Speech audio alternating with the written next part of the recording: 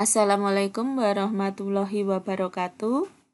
Kembali belajar bahasa Indonesia.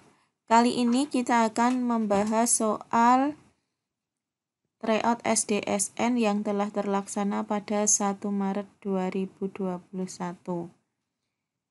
Perhatikan soal berikut. Teks cerita berikut untuk menjawab soal nomor 20 dan 21. Di taman yang indah, ada seekor semut sedang berjalan-jalan mengelilingi taman. Pagi itu, pemandangan taman yang penuh bunga. Terlihat kumbang yang sedang menghisap madu bunga dan belalang makan pucuk-pucuk daun. Semut juga melihat ada sebuah kepompong menggantung di salah satu tanaman. Semut berkata, "Kasihan sekali kamu kepompong, sudah jelek, tidak bisa kemana-mana juga. Ayo turun dan nikmati taman yang indah ini." Kepompong tersebut hanya diam dan tidak menanggapi semut. Semut pun melanjutkan jalan-jalannya tanpa menghiraukan kepompong.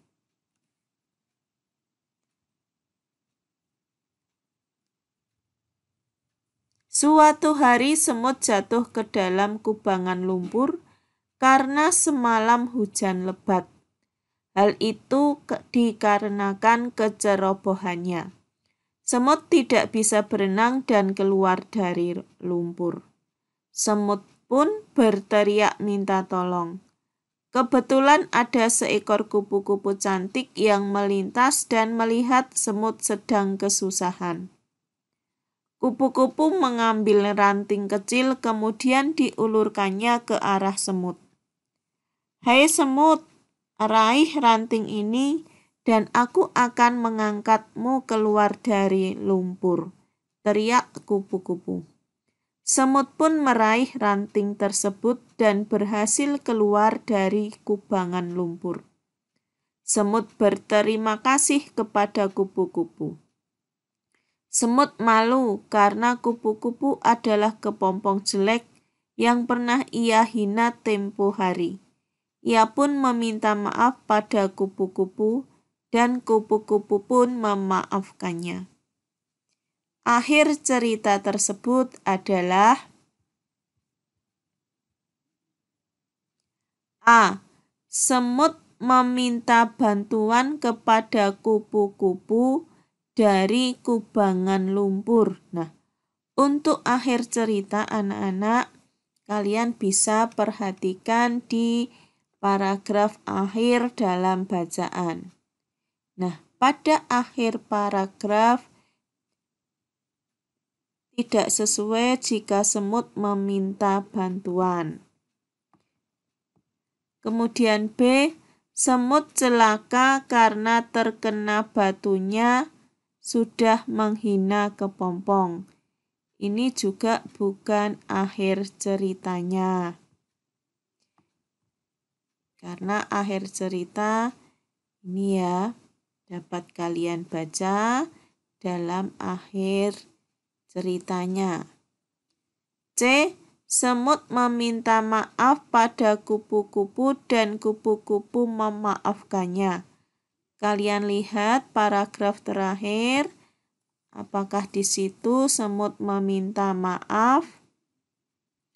Nih ya, ia pun meminta maaf dan kupu-kupu memaafkannya. Tepat ya. Kita cek dulu D. Kupu-kupu membantu semut supaya semut mau meminta maaf. Nah, ini saat membantu ini ada di bagian tengah. Tidak di paragraf akhir. Jadi jawabannya adalah C. 21.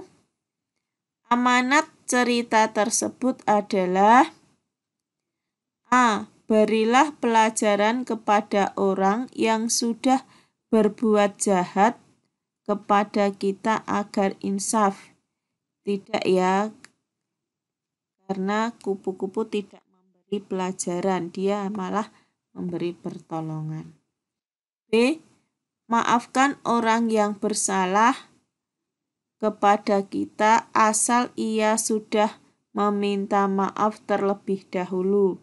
Nah, ini kalau memaafkan itu tidak harus orang yang orang meminta maaf.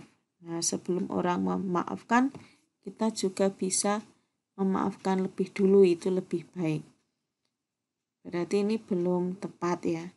Kemudian C, berbuat baiklah kepada semua makhluk agar tidak terjadi perselisihan di antara kita. Ini isinya benar, tapi ini belum sesuai dengan ceritanya. Kemudian D, janganlah mudah menilai orang lain hanya dari penampilan mereka saja. Nah, ini sangat tepat dengan isi ceritanya. Karena tadi pada awalnya semut menghina karena kepompong jelek. Nah, ternyata kepompong akhirnya dapat berubah menjadi kupu yang cantik. Jadi 21 jawaban D. Teks cerita untuk menjawab nomor 22 sampai 23. Budi anak yang rajin menabung.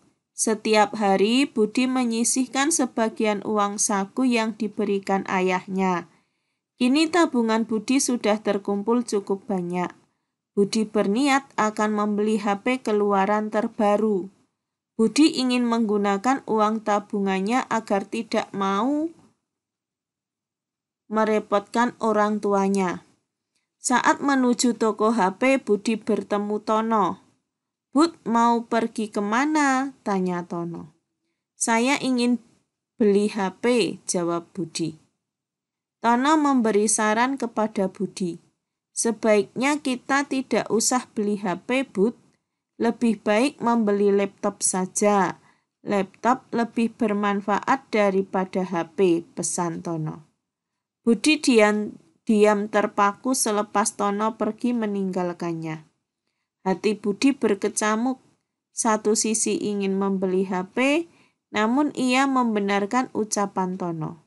Jika punya HP, ia bisa bermain berbagai macam game. Jika laptop yang ia beli dapat memperlancar tugas-tugas sekolahnya. Setelah berpikir dengan matang, akhirnya Budi melangkahkan kakinya dengan mantap menuju toko komputer. Tema cerita tersebut adalah A. Persahabatan, B. Budi pekerti, C. Pendidikan, D. Kegemaran. Nah, di sini diceritakan Budi menabung. Kemudian dia ingin beli HP. Tetapi pada akhirnya dia memilih membeli laptop untuk memperlancar tugas-tugas sekolahnya. Nah, dari sini kita melihat bahwa temanya pendidikan.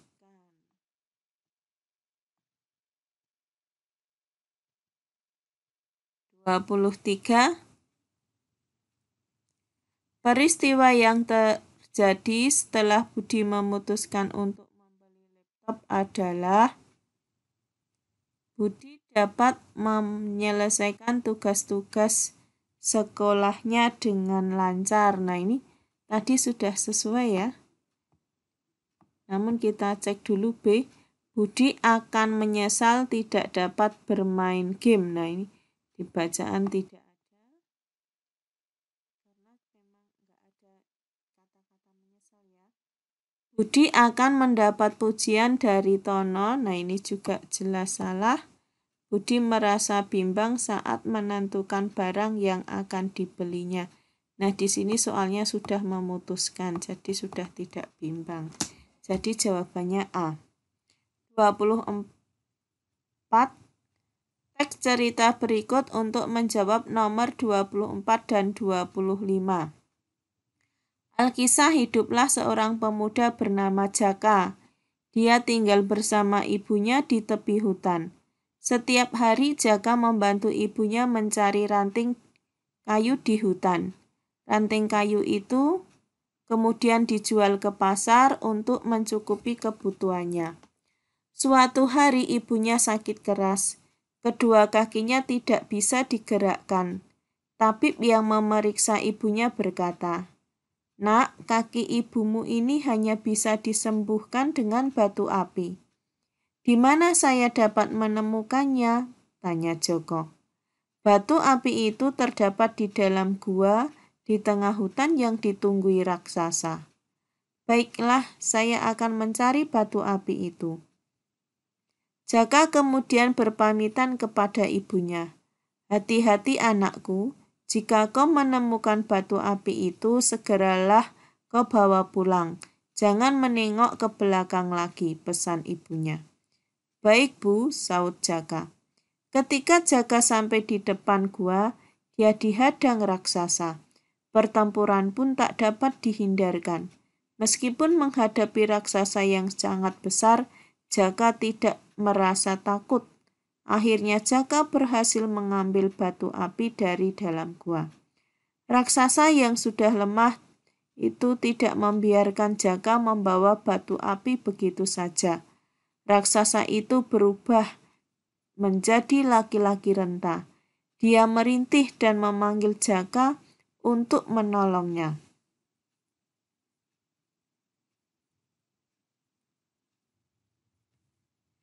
Hampir saja Jaka terperangkap tipu daya raksasa dan ingin berbalik menolong jelmaan raksasa itu.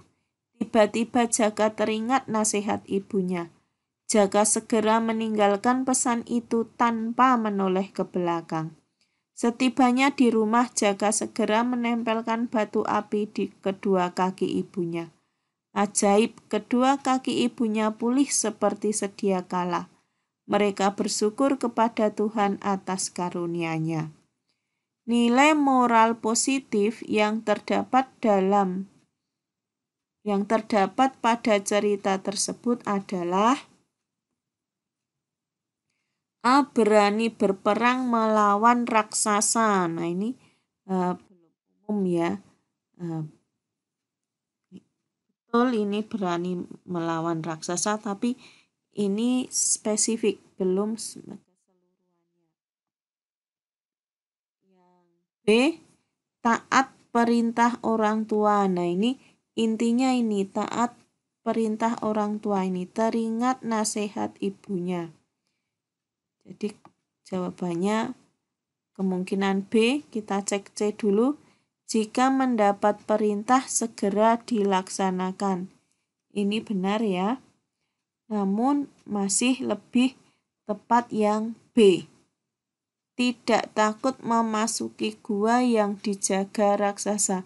Ini juga benar, namun ini belum secara umum. Jadi yang tepat adalah B. Taat perintah orang tua, itu intinya. 25. Keteladanan yang ditunjukkan tokoh Jaka pada cerita tersebut adalah pantang putus asa. Ini dia kalau putus asa itu menyerah ya. Nah ini dia tidak menunjukkan ketika dia pantang putus asanya, tidak menyerahnya, tidak nampak pada cerita. Jadi ini belum cocok ya. Kemudian pembela kaum yang lemah, ini juga tidak tepat, mengutamakan keluarga. Walaupun ibu di sini keluarga, tapi bukan itu keteladanan pokoknya. Yang paling utama, yang paling tepat adalah taat. Taat itu teringat nasihat ibunya tadi dan pemberani. Beraninya di mana? Ketika dia menghadapi raksasa. Jadi nomor 25 jawabannya D. Demikian anak-anak pembahasan kita kali ini. Terima kasih. Wassalamualaikum warahmatullahi wabarakatuh.